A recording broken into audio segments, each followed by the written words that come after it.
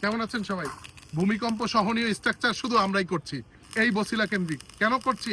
কারণ আমরা বিশ্বাস করি আমাদের কাছে যারা ইনভেস্ট করে তাদেরকে, তাদের বিল্ডিংকে সুরক্ষিত করার দায়িত্ব আমাদের, ইনশাল্লাহ।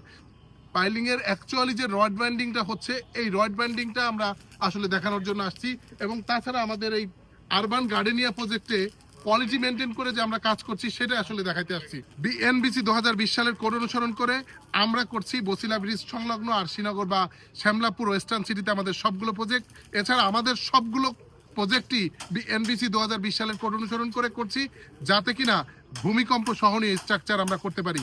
আমাদের পাইলিং এর যে কোয়ালিটিটা আমরা মেনটেন করছি একটু দেখাই। 4 ইঞ্চি পরপর হচ্ছে আমাদের প্রত্যেকটা স্পাইরাল হচ্ছে, অর্থাৎ আমরা যে বিএনবিসি 2020 সালের কোড অনুসরণ করে বিল্ডিং তৈরি করছি সেইটারই ধারাবাহিকতা বজায় রাখার জন্য কোয়ালিটি মেনটেন করছি।